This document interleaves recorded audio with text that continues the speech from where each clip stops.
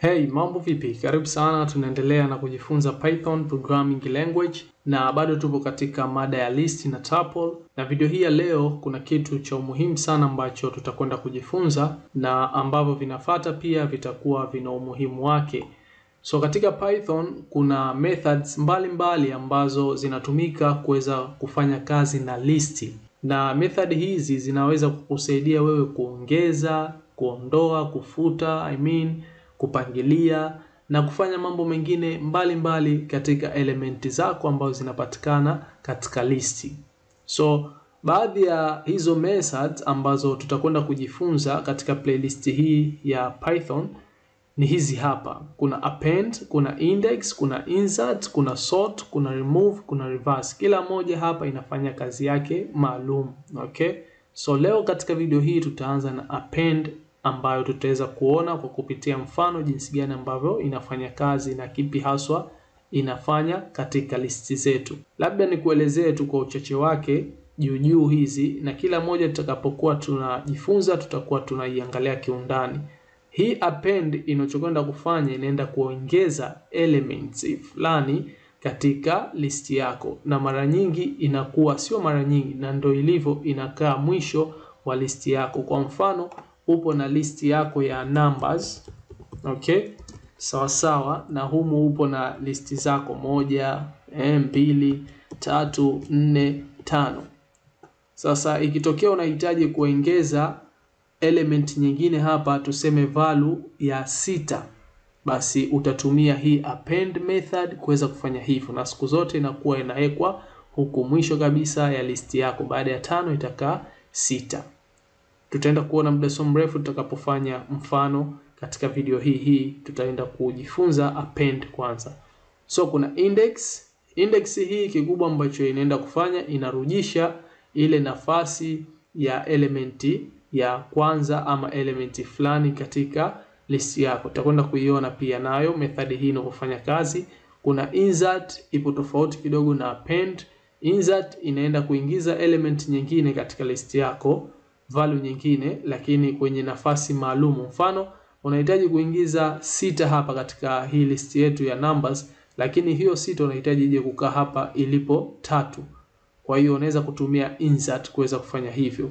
Append haifanyi hivyo, haiendi kuweka value katika element fulani ambayo tayari ipo, no, lakini inakwenda kuongeza mwishoni mwa hiyo value ya mwisho kwenye listi yako, ndipo ambapo itaenda kuwa added. Lakini hii insert inaenda kukaa ile sehemu ambayo utataka wewe ikae hiyo item yako. Lakini pia kuna hii method ya sort, ambayo hii inakwenda kupangilia katika mpangilio ambao unafahamika. Kwa mfano namba zako umezipanga katika listi, hujazipanga kimpangilio sahihi kama hivi ambavyo zimekaa hizi 1 2 3 4 5, pengine wewe umeweka hapa 1, ukaweka 5, ukaweka 2, ukaweka 4. Sasa unaweza kutumia hii method ya sort kuweza kuweka mpangilio mzuri. Tutaenda kuona pia jinsi ya kuitumia.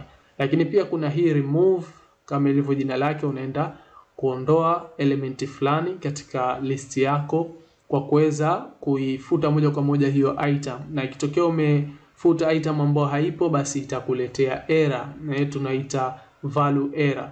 Lakini pia kuna hii ya reverse, ambayo inaenda kugeuza mpangilio wako wa listi yako kama ilivyo jina lake, na tutakwenda kuziona zote hizi katika video zijazo. Leo tutaanza na hii append.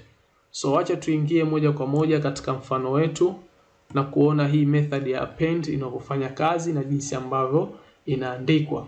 Kwa hiyo hapa tuko na mfano mdogo, tuko na main function yetu, ambao main function yetu hii ndani yake program ambayo tunakwenda kuitengeneza, tutahitaji kuweza kuchukua majina kutoka kwa user na kuyaingiza katika listi ambayo itakuwa ipo empty. Okay, empty list. So tutengeneze list yetu ambayo itakuwa tupu, tuite name_list. Okay, sawa. Tuweke tu square bracket zetu hizi bila kuweka kitu chochote, manake ni empty list hapa tumetengeneza. Then baada ya hapo tutengeneze variable ambao tuiite again. Okay, alafu tu initialize kabisa, tuweke y kimaanisha yes. Hii tunaenda kuitumia katika while loop yetu, hapa ni muhimu, kwa hiyo ndio maana tumeanza kuitengeneza hapa juu.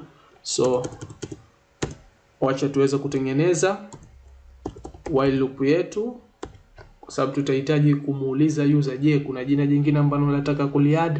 Basi akliki mfano yes y ili aweze kuadi jina jingine. Kama hana jina jingine, basi aweze kuclick no n ili iweze kustop loop yetu hii. Kwa kila akiingiza majina atakuwa anahifadhiwa katika list yetu hii ya name_list.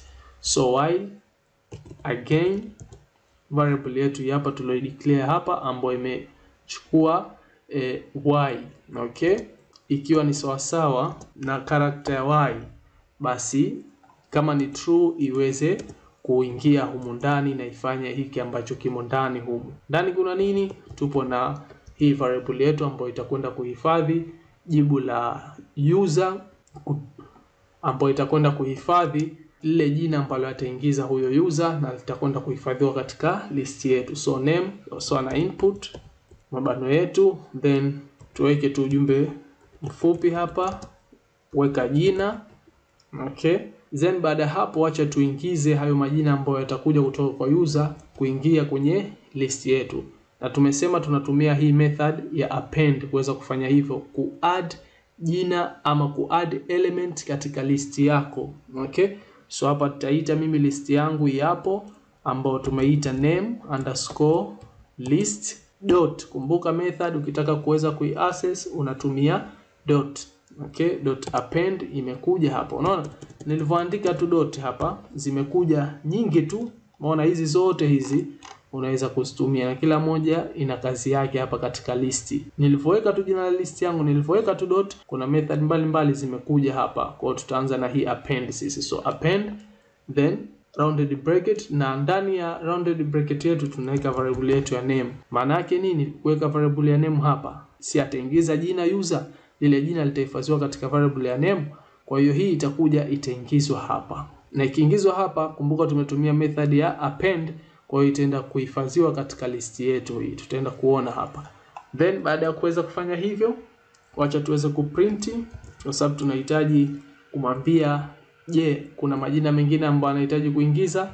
Kama yapo basi kliki kitu fulani ili loop yetu isiterminate, iweze kuzunguka tu mpaka pale ambapo atafikia mwisho, na kuweka mfano n kumaanisha no, hakuna majina tena, iweze kustop. So hapa unataka kuongeza jina jingine, okay, kama hivi tu namuuliza na utamwekea sehemu ya kuweza kujibu ndio, okay. Kwa hiyo hapa again tunairudia tena kwa sababu sasa hivi hatutakuwa na uwezo wa kuitumia hii ya huku nje. Kwa hiyo hii ya ndani ndio ambayo itatumika sasa hivi. Again sawa sawa na input, alafu humu ndani tumwekee ujumbe mdogo tu wa kuweza kumuonesha akiclick y, okay, akiclick character y, basi hiyo itamaanisha manake ndio kuna jina ambalo anahitaji kuliingiza. Lakini akiweka n manake inamaanisha hapana, hana jina jingine ambalo anahitaji kuingiza. So weka n kama hivi, let na hii tuiweke quotation, just ni uandishi tu. Kwa hiyo mwenyewe huko kwa unafanya mazoezi mwenyewe unaweza kuandika vile ambavyo unahisi kwako imekaa vizuri hiyo hiyo sentence yako. So baada ya hapo print, then hii print itaenda kuacha nafasi. So baada ya hapo acha tutoke nje ya loop, lakini bado tumo ndani ya function yetu na tuweze kuprint. Tutakapomaliza kufanya kazi loop yetu, basi print sentence hii ikimwambia haya ndio majina uliyoweka, okay. Na baada ya hapo kama tunahitaji ku display majina yote yalikuwemo kwenye list, kwa hiyo tutatumia for loop yetu kwenda kuchukua majina yote ambayo yamo kwenye list yetu ambayo tumeiita name_list, okay, ya printiwe yaweze kuonekana katika output. So name simple kama hivi, then tuicall function yetu. Nadhani hii program inajieleza, lakini nitakuelezea kiujumla hapa vitu vyote the way ambavyo vinafanya kazi. So acha tuweze kurun sasa programu yetu baada ya kuweza kumaliza. Terminal, new terminal, then change directory, tuingie katika folder yetu ya sequence, then append faili yetu, acha tuweze kurun. Okay, kuna error, name error, section error, append is not defined, line 1. Okay, line 1 au kujuu pale ambapo tulikuwa tunaelezea hizi methods hatukuweza kuitoa hii append, so acha tuweze kuifuta. Okay, na sasa hivi tukiweza kurun tena, natumai hatutokutana na error. Okay, name y is not defined. Okay, line 16, line 3. Okay, again sawa na y. Okay, hii ni character hatukuipa. Error ni kitu cha kawaida, kwa hiyo ni muhimu kuweza kuzisoma vizuri hizo error ambazo utakutana nazo na kuweza kuzitatua. So acha tuweze kurun tena programu yetu. Tayari. So imetuwekea hapa weka jina. Nitaingiza mimi jina la kwanza ni Mohamed. Okay, click enter. Unataka kuongeza jina jingine? Yes, I mean y, ndio. Ama weka n? Hapana, mimi nitaweka y. Click enter. Imeniletea tena weka jina kwa mara ya pili. Nitaweka Ali. Click enter. Imeniwekea tena, inaniuliza, je, unahitaji kuingiza jina jingine? Nitamwambia yes kwa kuweka y. Click enter. Weka jina jingine. Nitaweka hapa John. Click enter. Imeniuliza, je, unahitaji kuingiza jina jingine? Vipi? Tuendelee? Wacha tuishie hapa. So nitaweka n. Click enter. Ita terminate, na kama unavyoona imenitolea output. Haya ndio majina uliyoweka: Mohamed, Ali, John. Haya ni majina kama hivi ambavyo unaona yametolewa yakiwa yamehifadhiwa katika listi. Okay? Kwa hiyo imechukuliwa kwenye listi yakaja yaka display hapa, na tunayaona haya ndio majina ambayo tumeyaingiza. So acha tuweze kuona hii programu yetu inafanya kazi vipi. Okay, acha tuweze kufunga hii kwanza. Ukiangalia hii programu yetu tumeanza kwa kutengeneza list ambayo ni empty. Okay? Then tukatengeneza hii variable again ambayo imehifadhi hii y kwa ajili ya kuitumia hapa katika while loop yetu. Kwa hiyo tengeneza condition kwa mara ya kwanza. So again ambayo ni hii ni sawasawa na y kwa mara ya kwanza, kweli ni sawasawa. Kwa hiyo moja kwa moja italeta jibu la true siku zote. Kwa hiyo lazima iweze kutoa japo mara moja, imwambie ingize jina. Okay? So ikiingia humu ndani kuna variable ya name ambayo itakwenda kuhifadhi hilo jina ambalo ataingiza user. Akiingiza maana yake itakuja itaendelea hapa mstari huu tumeita name_list yetu ambayo ni hii ambayo ni empty kwa kuanzia, kisha tukaweka methodi yetu ya append ambayo tunajifunza katika video hii. So .append, halafu humu ndani tukapitisha hilo jina ambalo tunahitaji kwenda kuliweka katika list yetu ya name_list kwa kupitia methodi hii ya append. So humu ndio unaingiza hilo jina ambalo unahitaji kuliweka, na sisi tumeweka variable ya name kwa sababu ndio ambayo imehifadhi jina ambalo user ataingiza. Nadhani unanielewa hapo. Then kwa hiyo itahifadhiwa katika listi hilo jina la kwanza atakaloingiza, kisha itashuka hapa chini, itaprint na kumuuliza, je, unataka kuingiza jina jingine? Again variable yetu hii ambayo mwanzo tulideclare nje ya while loop yetu, lakini kumbuka while loop yetu sasa hivi haiwezi kurudi huku juu. Kwa hiyo humu ndani tumeileta variable hii na kuweka input aingize y kama ndio, na kumbuka hii y ndio ambayo tumetumia katika condition. Kwa hiyo akiingiza y maana yake anaruhusu tena ifanye tena repeat, imwambie ingize jina na lihifadhiwe ile jina katika listi na iendelee hivyo hivyo. So akiweka n hapana, maana yake ita terminate, na sio lazima n tu, hata akiweka herufi yoyote ile ambayo sio y, kwa sababu condition yetu hapa tumeitengeneza simple tu. Okay? So then ikaprint space, ile space ambayo tulikuwa tunaiona pale. Baada ya kila atakapo click y itamletea tena weka jina. Okay? Then ataweka jina jingine litahifadhiwa hapa katika listi yetu kwa kutumia methodi hii ya append. Okay, kwa hiyo zitakuwa sasa hivi kuna element mbili katika listi yetu. Kuna ile jina la kwanza na jina la pili. Okay, itakwenda hivyo hivyo. Kwa hiyo hata kama ana majina 30, 20 ataingiza tu yatahifadhiwa kwenye listi yote.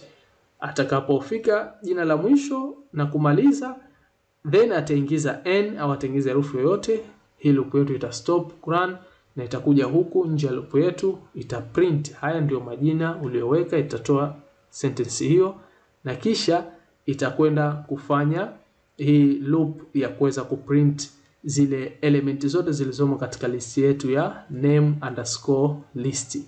Kwa kuprint hapa as a name, kwa moja moja itakuwa inatolewa hadi kuweza kukamilika. Nadhani tayari tumeshajifunza jinsi ya kufanya kitu hichi hapa ambacho tumekiandika katika video zilizopita huko. So hivyo ndivyo ambavyo unaweza kutumia method ya append kuweza kuadd element ama item katika listi yako.